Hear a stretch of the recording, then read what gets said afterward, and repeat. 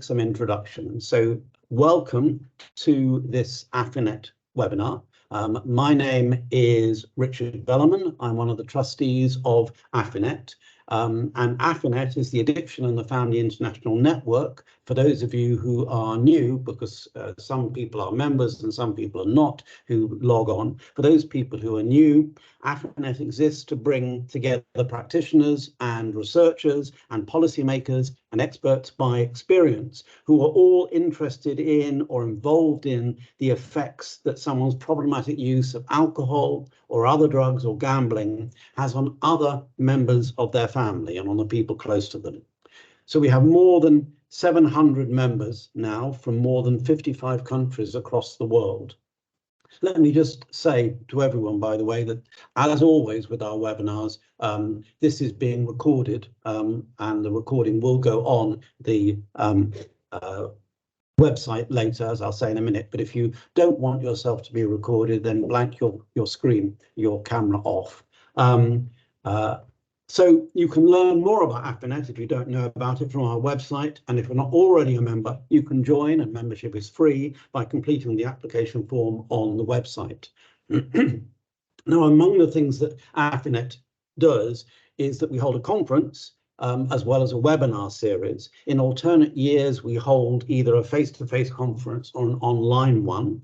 The last face-to-face conference was held in Rotterdam this last June, and that was a great success. And the next face-to-face one will be in 2 years' time in Montreal in Canada, in Quebec, but we will hold an online one this year. So look out for our call for abstracts, which will come out in around March or April time. The programme and the recordings of all the conference presentations going back to our online conference of 2021 are all on our website. The webinar we're going to hear today is part of our webinar series, and the webinars are free, but as a small charity with no funding sources, donations from those who attend the webinars are always welcome. And again, details of how to donate are on the website. And the technical side of these webinars, running the video conferencing systems and making the recordings and so on, are undertaken by two of our colleagues in Finland who work for the A-Clinic Foundation. So Sari Jorvansuu and Jan Takala. So a huge thank you to them. And Jan, I see you're actually here, so as opposed to in the background. So thank you very much indeed. The webinar series has been running since October 2020, and like the conferences, all of the presentations are also online on our website if people want to catch up on the wide range of excellent and fascinating presentations we've had from all over the world, from Australia and New Zealand through Indonesia and Malaysia, through many European countries and all the way over to Canada, USA, Brazil. So today's webinar comes from Sweden, and it's my very great pleasure to introduce two speakers for the price of one today. Anne Lyrberg and Dr. Kari Jess, sorry, not Yari, Kari. So for 25 years, Anne worked as a social worker in social services, specialising in work with substance use problems and addiction. Currently, she's a PhD student within the Department of Social Work and Criminology at Gävle University in Sweden. And she also works as an investigator and project manager at the Centre for Research and Development at Uppsala University. Anne's PhD research focuses on children and families with parental substance use problems. And as well as all of this, Anne is also the developer of the family intervention Me and My Family, which we're going to hear about today. Now, Kari received her PhD in social work from the University of Stockholm and is now a senior lecturer in social work within the Department of Health and Welfare at Dalarna University in Sweden, but she's previously worked within various levels of social work across various municipalities and at the department level. As a researcher, Kari's focused on substance misuse problems at both an individual and a family level, as well as researching early interventions for children at risk. And as well as all of that, Kari is also one of Anne's PhD supervisors, co-supervisors. So today, they're going to tell us about the Me and My Family program in Sweden. They'll talk for about 45 minutes, and then there'll be time for people to ask questions and for us to have a good discussion. As the talk progresses, please write any questions you've got in the chat function, which is along the top of your screen probably, and Anne and Kari will then answer them at the end. Or if you prefer at the end, simply put up your hand, and there's a thing on the top which says raise hand. Simply put up your hand using the hand function on Teams, and I'll ask you to say your question. And if that doesn't work for you, just get my attention by waving or something like that, then I'll notice at the end when I ask the questions. So over to you, Anne and Kari. Thank you so much, Mr. Richard Bellman. And thank you for the invitation and for you notice us that we have this AFINet network and inviting us to the network and the opportunity to present the work of me and my family. I will start and tell you a little bit about background to the program, and I'm going to share the screen.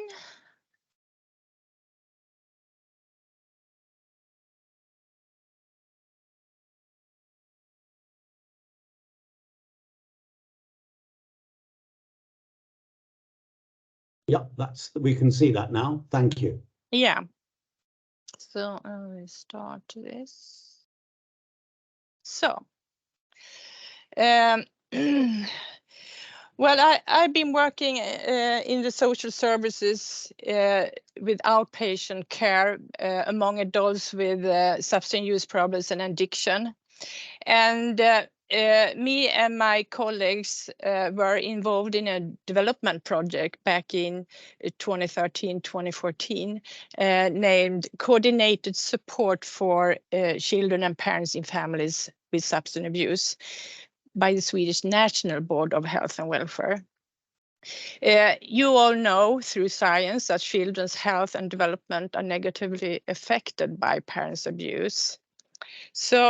But however, the Swedish Social Services Organization in division of problems and functions meant that the families often have contact with several specialized sections at the same time, and that efforts were made without coordination. So that could really be counterproductive for the families and the children. So we thought that if we were going to improve the support for children and the parents, we thought that a family-oriented and a cross-sectional approach where the divisions of case manager working with alcohol abuse and case manager working with child protection, if they could collaborate, we could better help the families and the children. So the idea was to promote and gain a holistic view of the child and the family's problems. And also we wanted to involve the children in a better way, because the children, especially in the outpatient care with adults addiction problems, the children weren't involved at all. So we wanted to improve that. So we developed this intervention and it focuses on improving the child's situation. And this is we thought that this would be a preventive work for the children. It's not a treatment for adults. So this is focused on the children.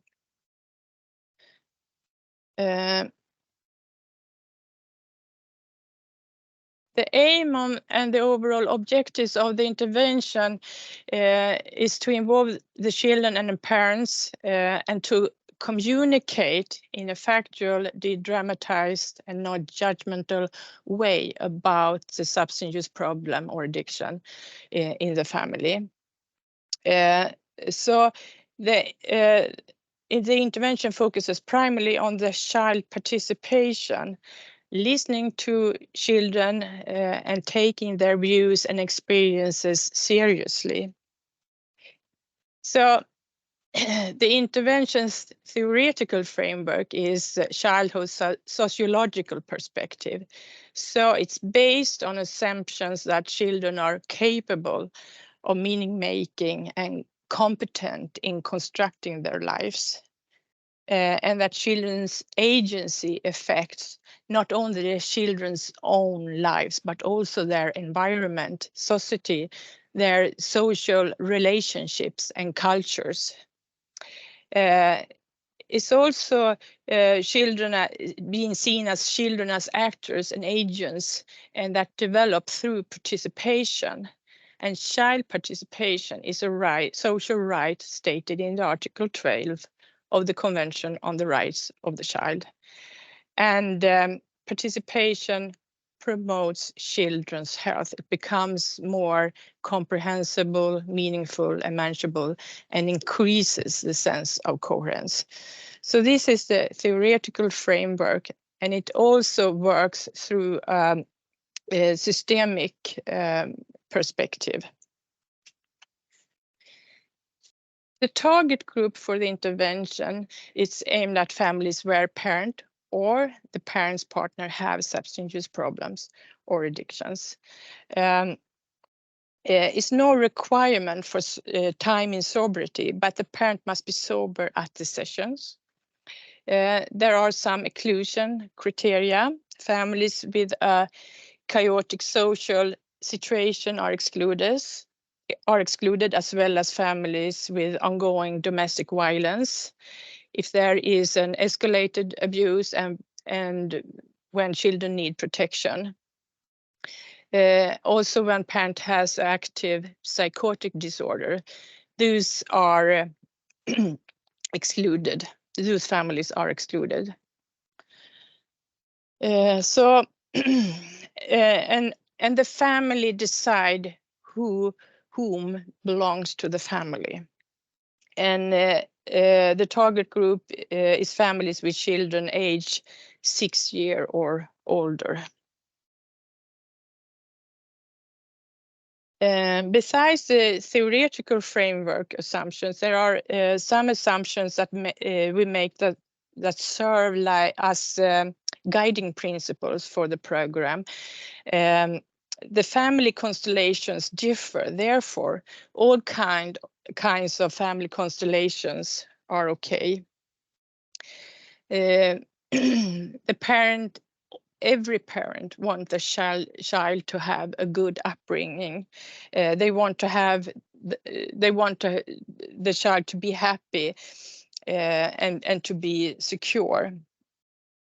No parent chooses to develop a substance use problem or addiction, and all adults in the child's household matters, and there is no perfect family. And there is always a hope. We can't change the past, but we can make a difference today and in the future. So these guiding principles, the case manager tell the families before they start about these guiding principles for the program.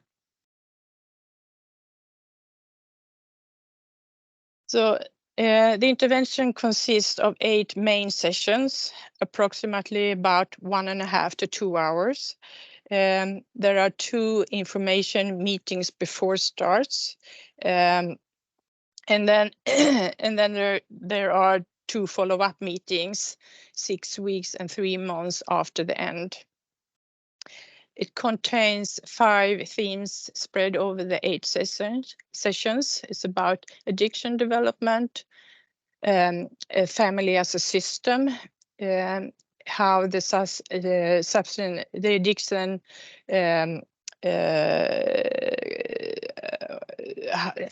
how it affects the family system and the roles in the families. It's about how children and parenting are affected by the SAP and abuse. It's about communication, the importance of a clear communication in the family.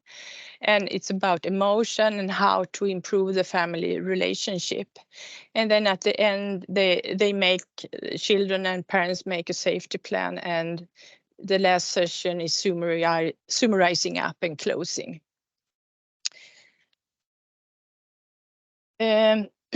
So how does the session works? Each meeting includes a short lecture or introduction, and there are communication and emotional exercises and play. So when the session starts, we use these feeling cards, bear cards. I'm sure some of you are familiar to those cards, but it's featuring 48 bear characters. You use facial expressions and body language to show a wide range of emotion without words, to assist children in recognizing and identifying and talking about feelings. So when they come to the session, they pick 1 or 2 cards that illustrate the feeling of today.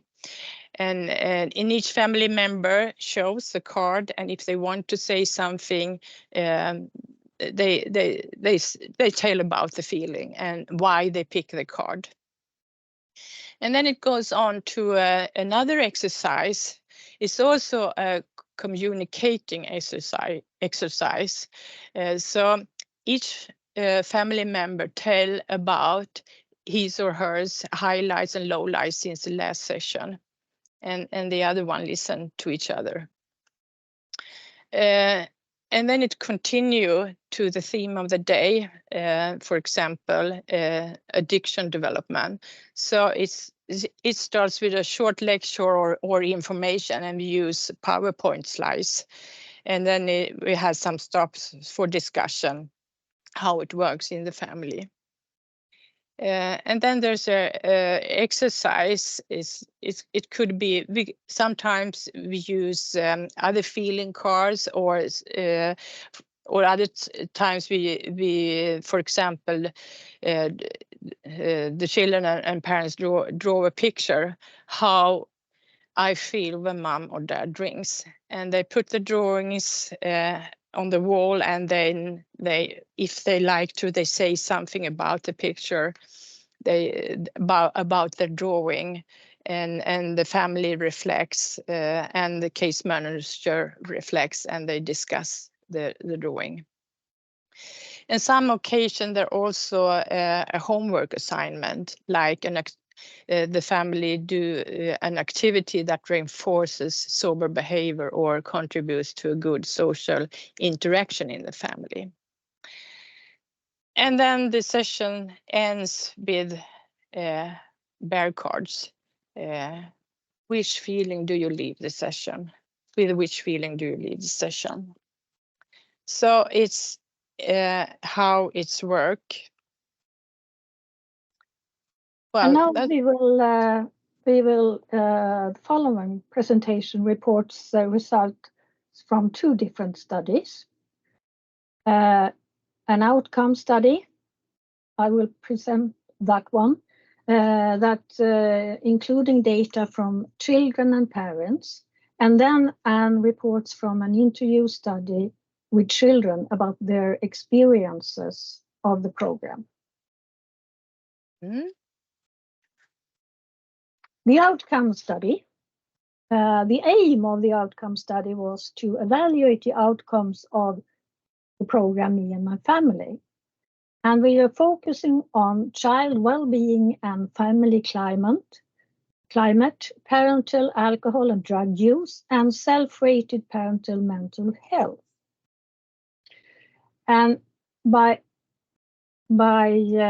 evaluating those factors or the aspects, we were addressing the limitation of previous research.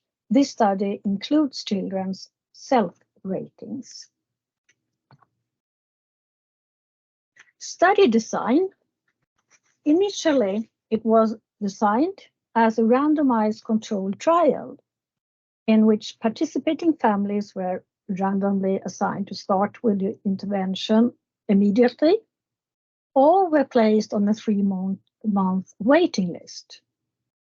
The families not included in our study received standard treatment, as also were the families on the 3-month waiting list. But during the first year of delivery, the study design was revised.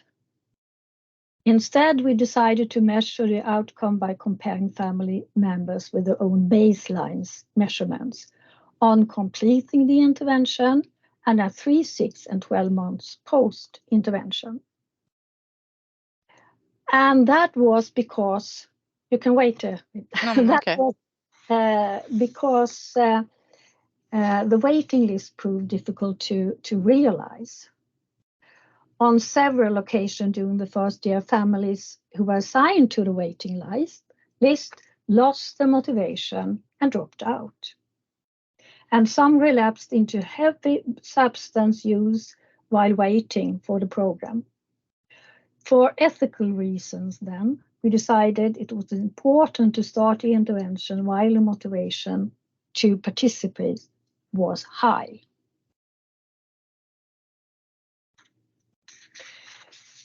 And these are the questionnaires we used in the outcome study.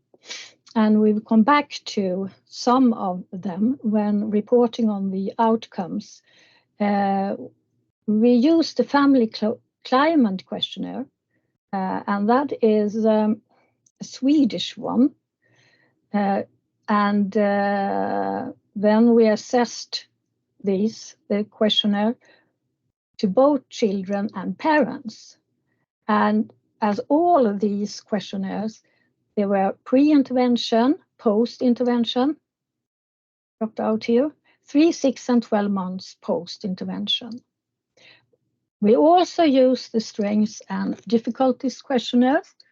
That one you may be familiar with, and the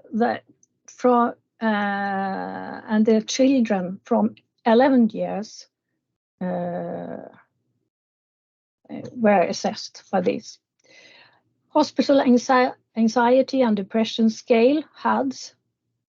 It was for the parents. And alcohol use disorders identification test, audit, or drug use disorder identification test, both of them, to parents. And also we assess the motivation by a VAS scale. All of these different questionnaires are validated. And you can read more about them in the article about outcomes. And we did all the analysis by using statistical package for the social sciences. That is common on academic level in Sweden. And we use descriptive statistics to describe the sample. And analyses were assessed using independent sample t-test and chi-square tests. And we used linear mixed models to investigate changes in symptom ratings and in family climate and use of alcohol and drugs on before, on completing, and 3 months after. So this study does not include long-term outcomes. And the results were considered significant at the 5% level. And in the tables we use, and you can see, you have bold letters to make it more clear to you. Here are some participants' characteristics, and you can see that participant families and dropout families are very similar as to gender, both children and parents, age, children and parents, school participation. From the beginning, we assumed that these children didn't go to school, but they did indeed. And as to occupation, dropouts had fairly higher occupation rates than did the participating families. Occupation was measured by if they worked, if they were students, or on parental leave. And most of the parents had previous treatment for substance use problems. Some of the families who dropped out, they also had they went to treatment for substance use problems, some of them. Now we come to the outcomes. We have chosen to specifically account for outcomes regarding family climate and mental health for children and parents, as these outcomes in many ways mirror the results from the interview study, which we will discuss later on. And closeness is represented by 18 adjectives and describes a positive climate with warmth, security, and harmony. And some of these adjectives are happy and loving. And as you can see, you see that there is a significant increase in family climate as the closeness from before to after for both children and parents. And comes to distance. There are no significant outcomes here. And distant is represented by 11 adjectives and describe a negative spirit, intolerant and aggressive. But you can see it dropped, but it wasn't significant. Spontaneity is a mixed factor or variable because it is represented by 6 adjectives and describes the emotional expressiveness in the family, both in positive and negative terms, like lively, as this is a positive adjective, and stressful is a more negative adjective. But here there were only the parents' result that dropped significantly between periods. Chaos, the last one, shows also significant outcomes. And chaos is represented by 6 adjectives relating to chaotic states like nervous and confused. But that dropped after completing the program and also 3 months after.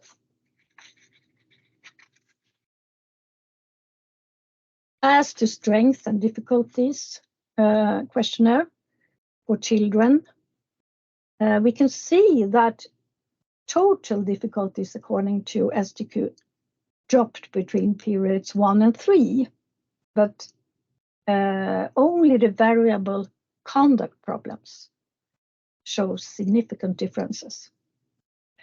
We can also mention that in a preliminary study or report, also emotional symptoms dropped significantly, but these results included fewer children. We thought that it should show even here, but it didn't. And now we come to outcomes for parents. HADS about parents' mental health, about alcohol and drug use. And you can see here that all these factors drop significantly between the periods. But if you remember, this was not the expressed aim of the program. So we think this is some side effects, and especially the anxiety variable in HUDs dropped for the parents.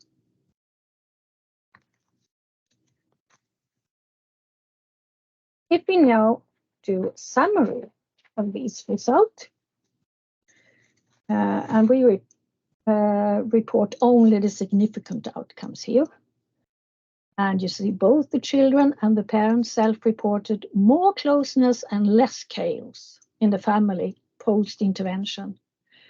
Self-reported reductions in child conduct problems, according to SDQ, and self-reported reduction in parental symptoms of anxiety and depression, and also less substance use after the treatment. And now Anne will present the results from her interview study. Yes, thank you, Kari. Well, the aim of the interview study was to investigate the children's experiences of the intervention. Did it have any significance for the children? What do the children did the children find the intervention helpful, and in that case, in what ways? So this is a quality study, and among 39 children who participated in the program, 29 we could reach 29 and contact for a participate in a semi-structured interviews. So we interviewed 17 children aged 7 to 20 years old. There were 11 girls and 6 boys, and they have completed the program during 2019 to 2021. The results are coded and are analyzed thematically in in vivo software. And in the analyze process, we applied a salutogenic perspective. So during the analyze process, there were 3 main themes that emerged. The children expressed how they learned to know the family members in a better way, and they expressed feelings of relief. And then the third one was helpful incentives that supported those 2 first themes. And the 2 first themes can be described as processes during the intervention. Oh, this was a really scary talk in the beginning for the children.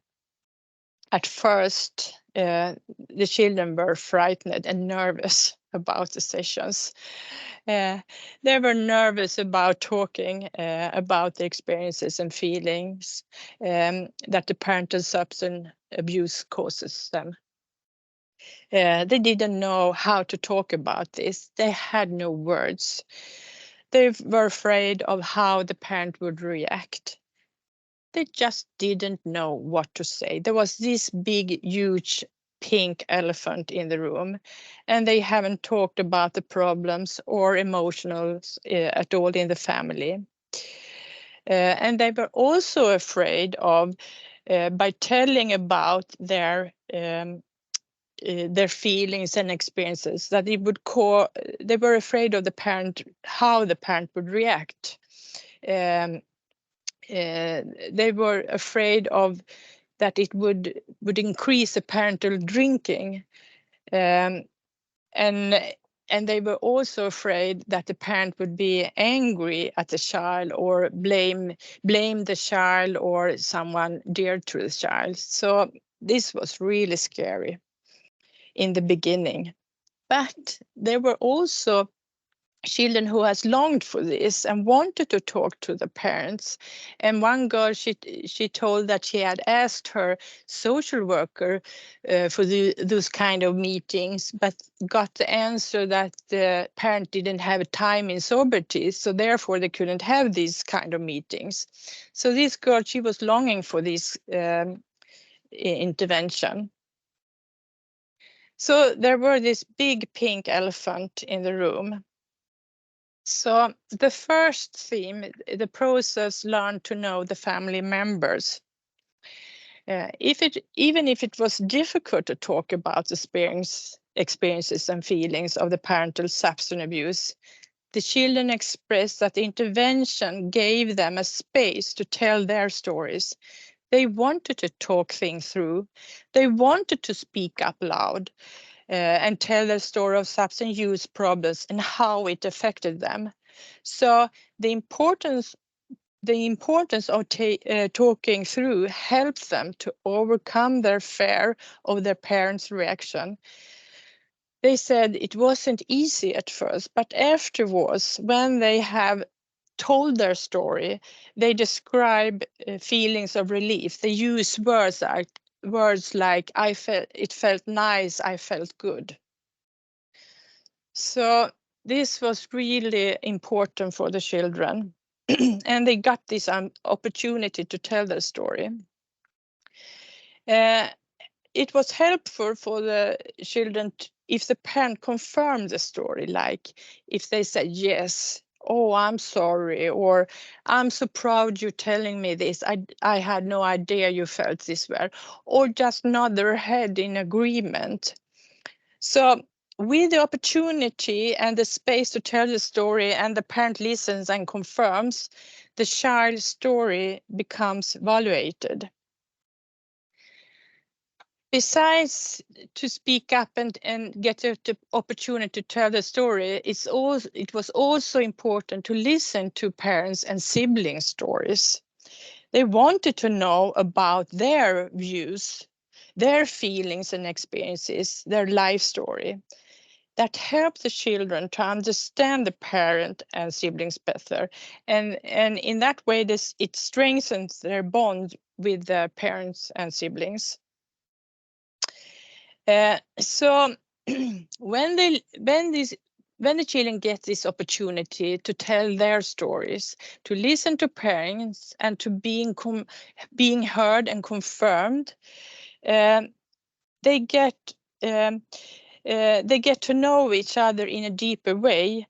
They get a context where the past, the present, and the possible future are woven together. So their sense of coherence increased. And the pink elephant shrinks and get blurry. The second theme that emerged was the process of feelings of relief.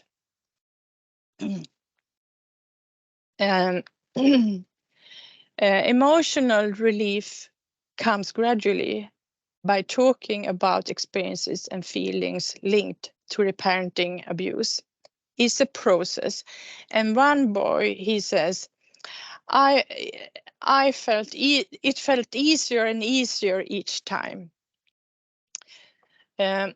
So the children described that intervention led to a break in the taboo surrounding the problem of parental abuse. It decreased the feelings of loneliness. Talking about abuse with siblings make them discover that they weren't lonely. Their siblings felt the same way and have the same experiences. So it diminished the feelings of loneliness. It also increased the feelings of security and being calm. So, so as a result of having talked about abuse in an open and honest way, the children describe they feel more secure. And one 10-year-old girl, she told that before the intervention, she didn't dare to tell her dad about her needs. For example, I am hungry. But after the intervention, she says, now I can tell my dad about my needs. So that was helpful for her. In several cases, the intervention highlighted children's responsibilities in the family and their feelings of guilt. And as a result, the children describe they have been relieved from those responsibilities and feeling of guilt.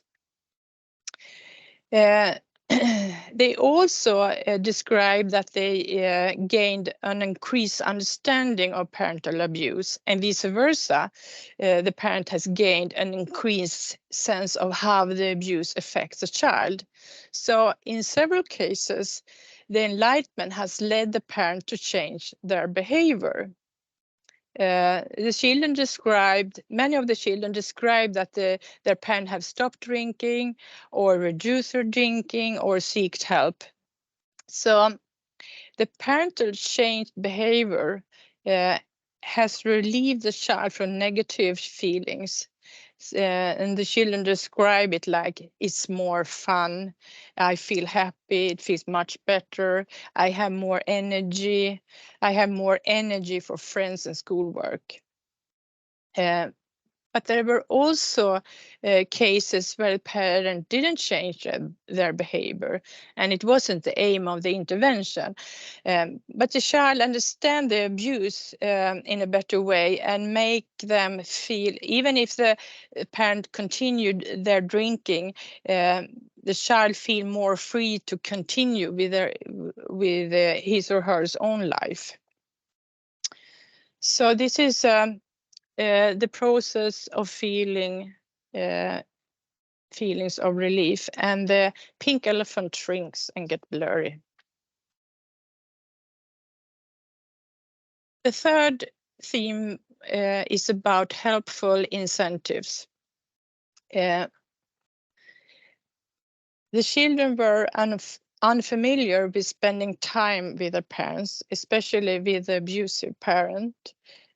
So the intervention offered a safe room and an opportunity to spend time together, to sit down, to see each other, hours and others, and look into each other's eyes.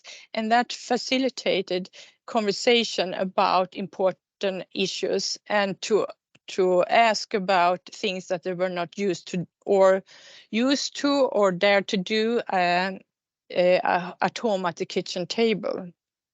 So the safe room was really important for this conversation. Open communication. Another thing that was really important was to communicate in an open and honest way, to tell each other in the family about opinions, experience, and feelings, and that supports the well-being. 80-year-old Martin, he says, to talk 100% honest, I didn't have to keep it inside. It's a stone dropped from my shoulders. So that was a really, really important thing, to be open and communicate in an honest way. Besides talking about the substance abuse, intervention consists of psychoeducational elements such as addiction development and how parental abuse affects the parenting ability and children's health. What science says about these issues. And that was really helpful for the children to make the abuse comprehensible and manageable. So in that way, knowledge supports the process of getting to know each other and feelings of relief.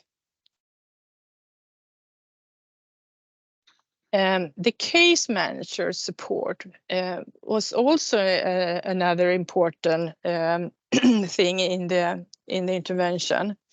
The case manager support and help the children to talk and to be heard and confirm the child's story and experiences, which contribute to validating the child's stories and experiences. The case manager, by help listening and help as help talkers to the child, they were like witnesses to the child's story. Play contribute to a more relaxed atmosphere and dissolve tensions. It contributed to joy and having a good time with their parent.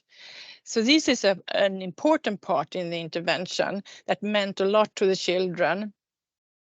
It supports conversation to open up and to talk honestly about the substance abuse, and it supports a good family environment and to know the family in better ways.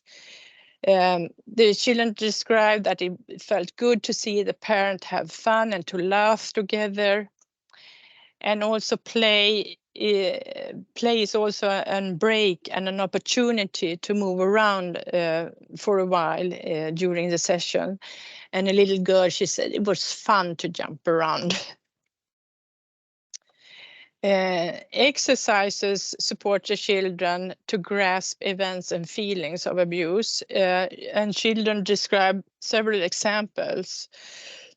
Like, they told us to write about a situation where Dad was drunk, and I remembered this moment. I thought it wasn't a big thing, but then I realized it was, and Dad started to cry. So exercises help them to to grasp situations and events. And these helpful incentives was really supporting to the children. And the pink elephant shrinks and get blurry. So to summarize this, the intervention offer the children a context of security, a safe room, and knowledge supported and exercises and play supported to develop a language which supported the child to tell their story. And also by the parent listens and confirms, and the child listens to the parent's story, and the supervisors as help listeners and help talkers and confirm the child's story. The children's experiences are validated, and that supports an increased comprehensibility and manageability and meaningfulness, which develop the children's agency and improve their well-being.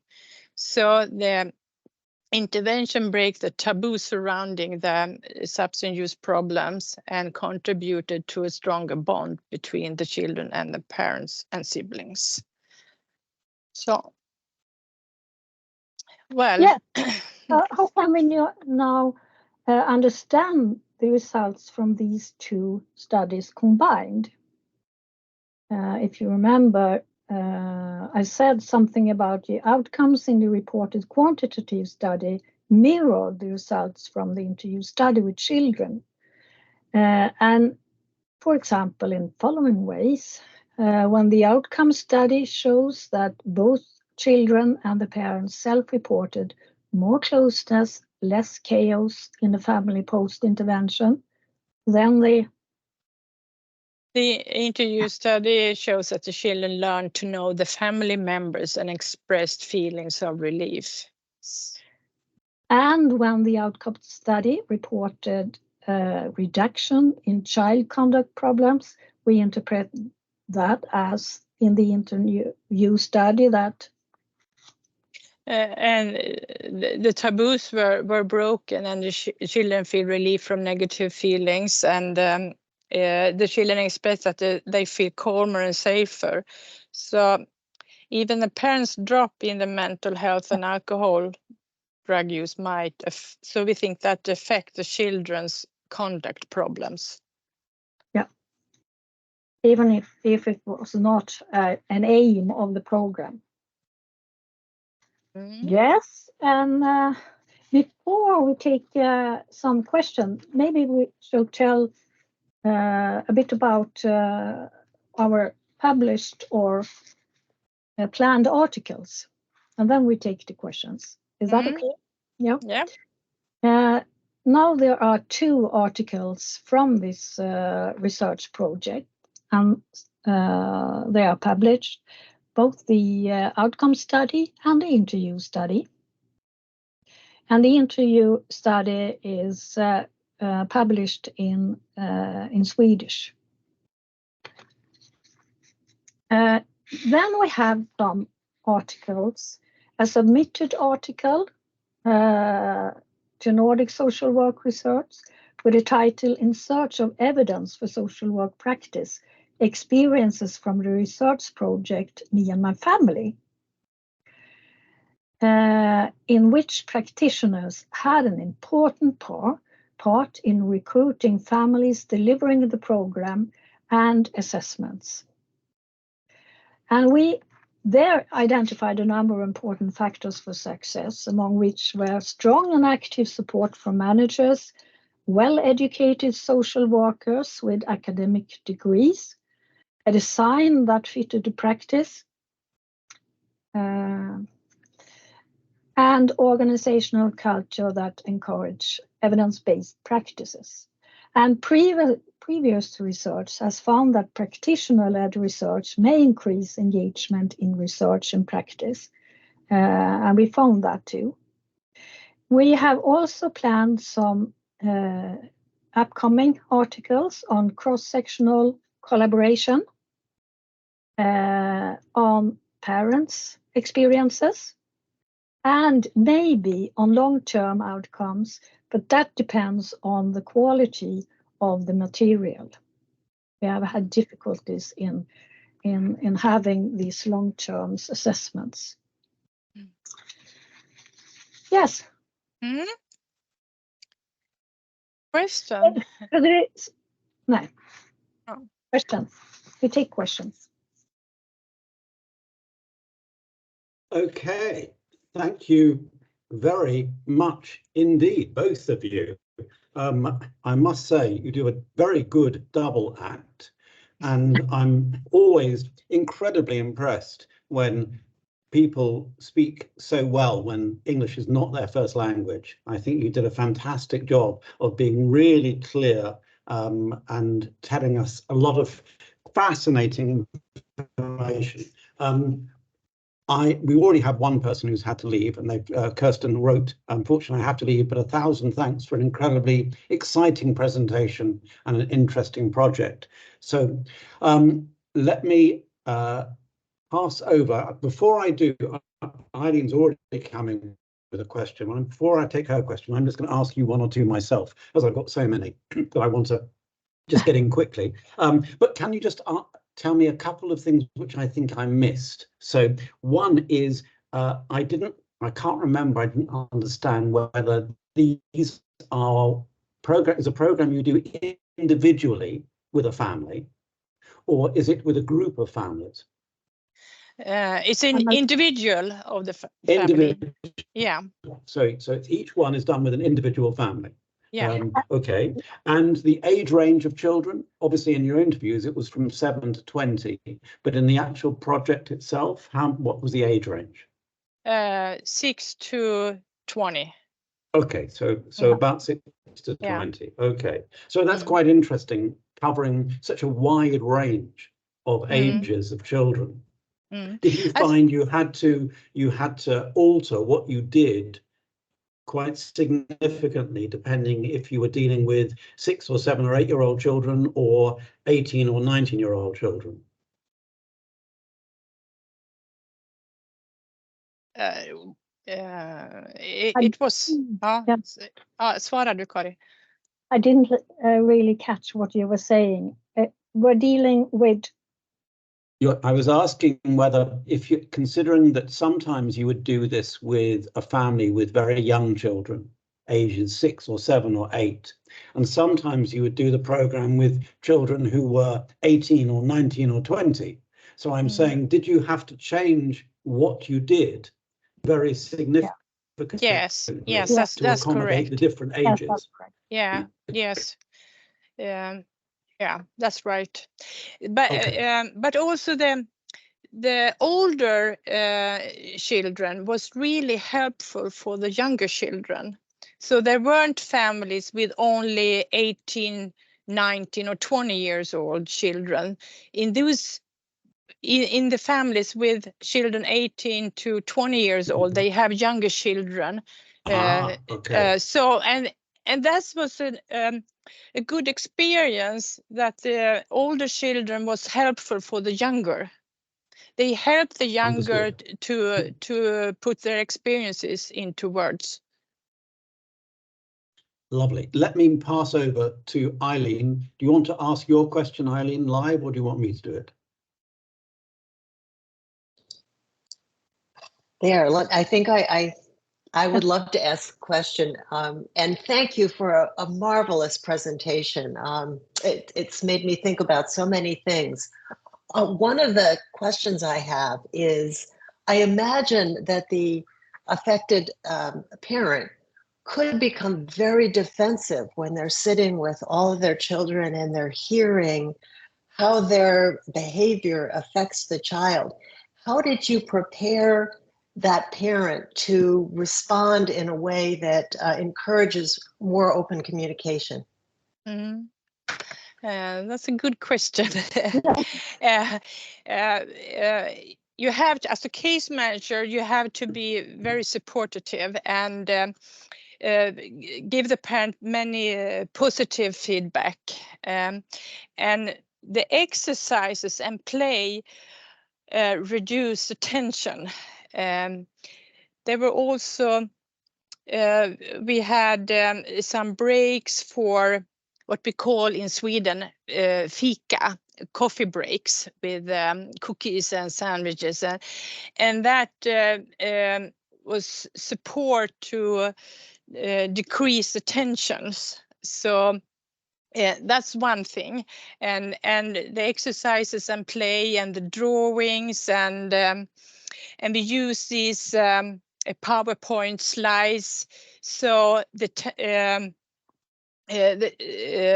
intention is not on the focuses, not on the parent. You look at the PowerPoint slides and there's it's a lecture how or information about how the addiction development. So the combination of different techniques, I think, reduced the defense, the parental defense.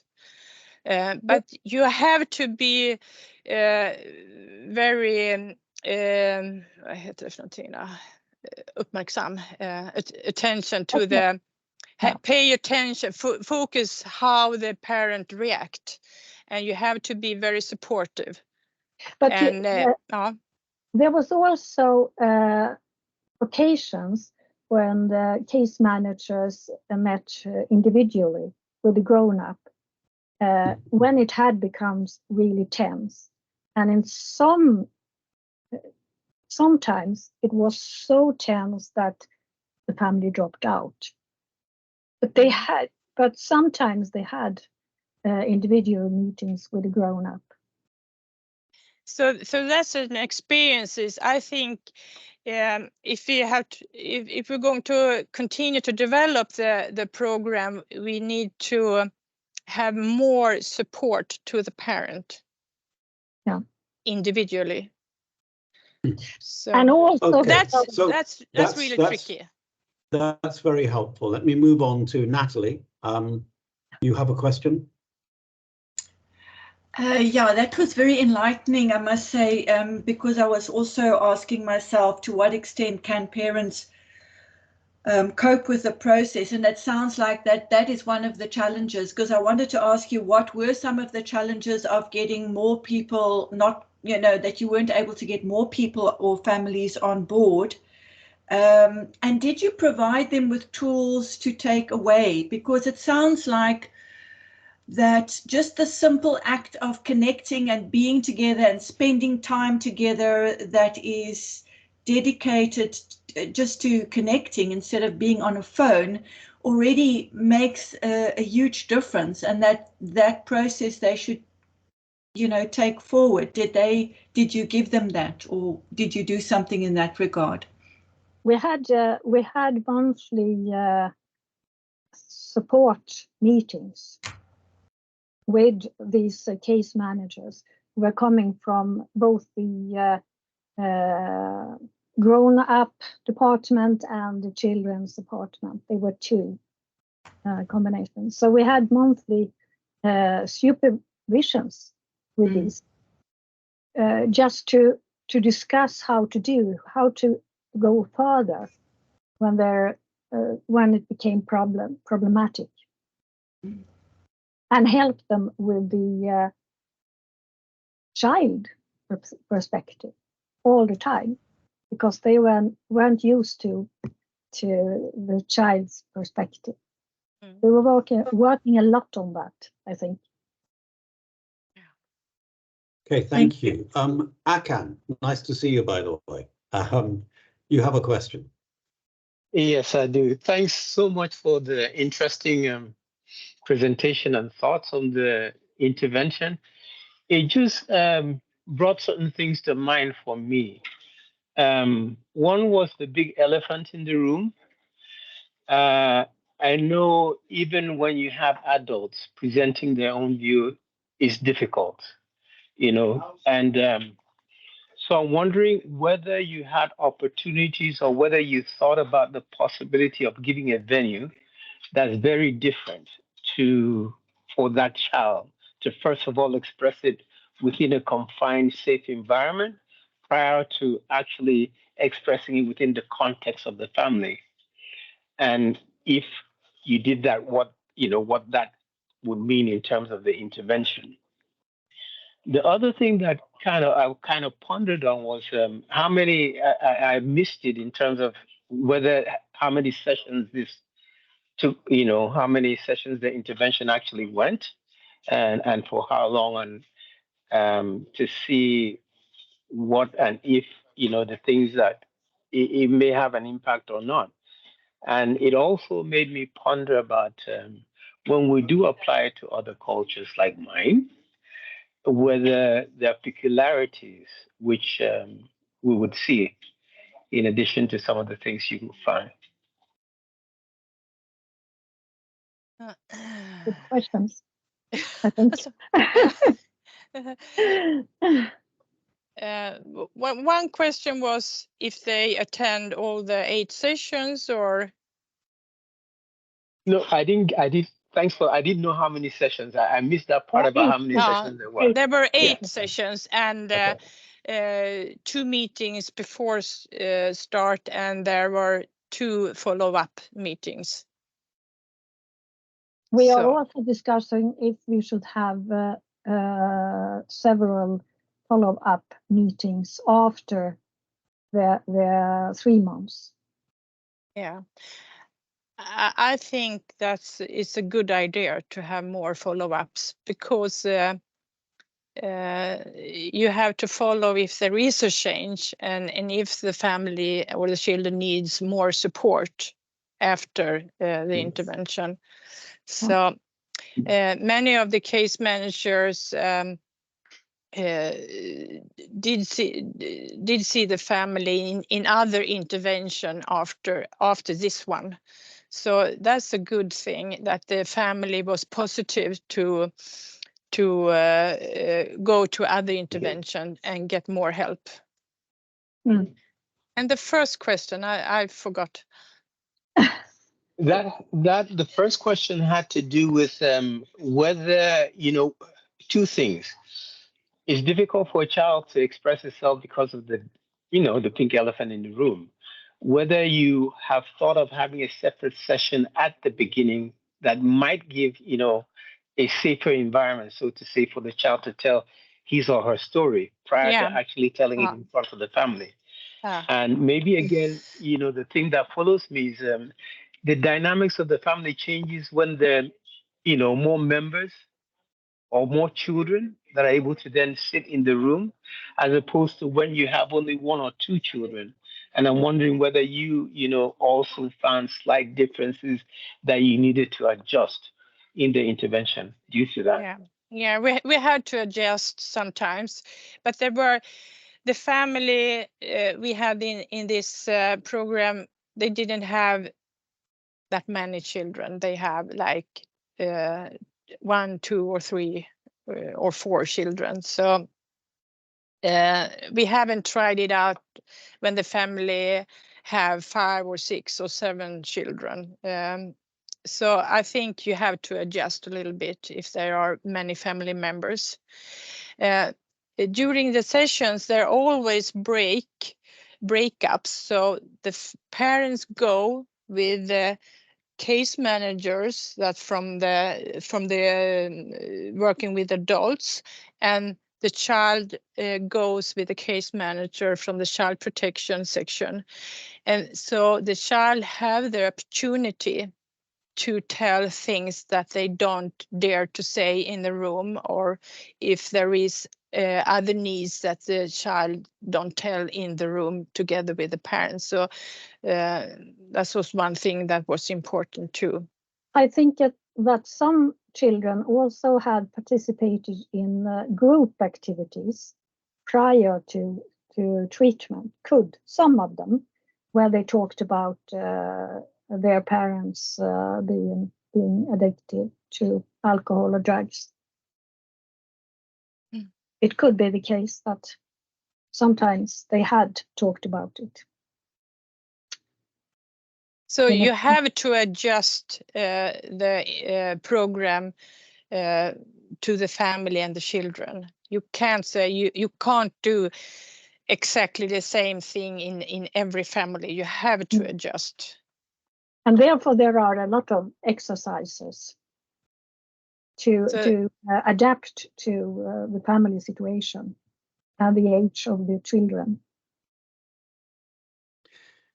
It's interesting that you are dealing here with case managers. I assume it's the case managers who are running the program. Yeah, have I got that correct? Yeah. Yeah. So you're dealing with case managers who need to have a high degree of flexibility. Yeah. They need to be able to. They need to be quite experienced. And clinically quite competent in order to be able to deal with the difficulties that will come up, which will be different with different families and different combinations. So it's a high level of skill that you are utilizing. Did you have to do a lot of training?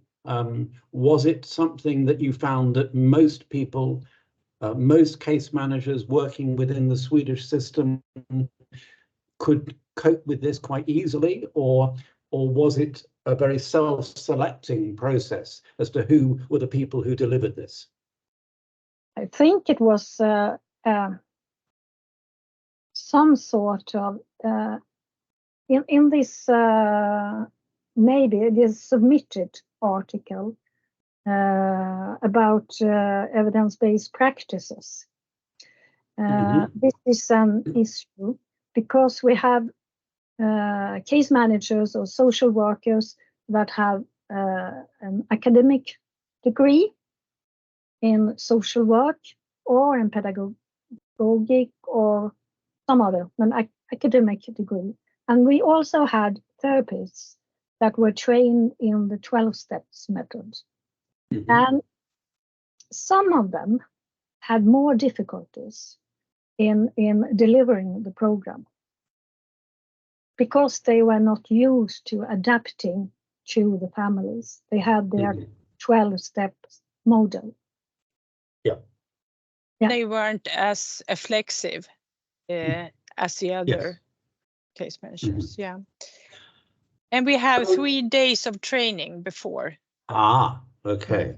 And we have the monthly supporting by Kari and I.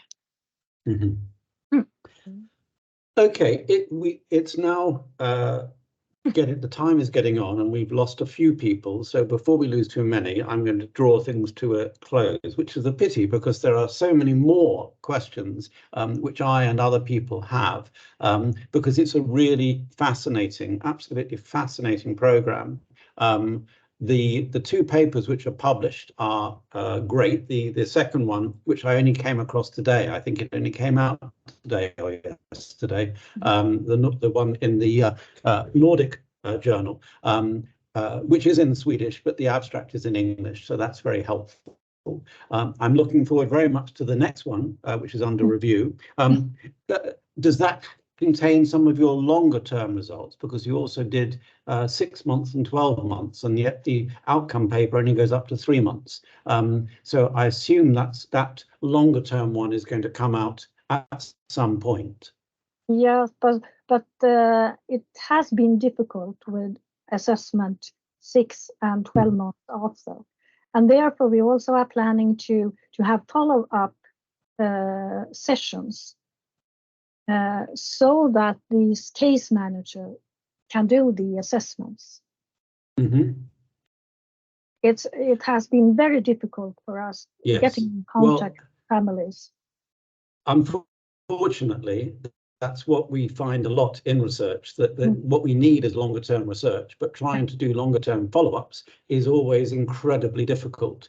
But what you've shown already are very impressive preliminary results, and I thought the diagrammatic model that you showed towards the end of your presentation was very helpful and a very interesting way of pulling the results together and conceptualizing the work that you've done. So I would like, on behalf of all of us here in AFINet in this webinar, to offer our thanks very much to Anne and Kari for such a lovely and interesting and thoughtful presentation. The recording will be online on the AFINet webinar by the end of next week, probably earlier, along with the PowerPoint presentation.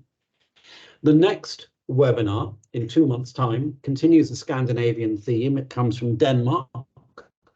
Dr. Kirsten Fredriksson, who's Associate Professor at the Center for Alcohol and Drug Research at Aarhus University in Denmark, is going to talk about problematic parental substance use, childhood family structures, and adverse outcomes in young adulthood. And that's going to be on Tuesday, the 12th of March, again at 2 o'clock UK time, 3 o'clock Danish or German time. I think that's 4 o'clock in Finnish time. And very late here in India again. So that's all. Thank you once again, Anne and Kari. Thank you all for attending, and see you all in 2 months' time. Yeah. Bye-bye. Bye-bye. Thank you. Bye-bye. Thank you again. Bye-bye.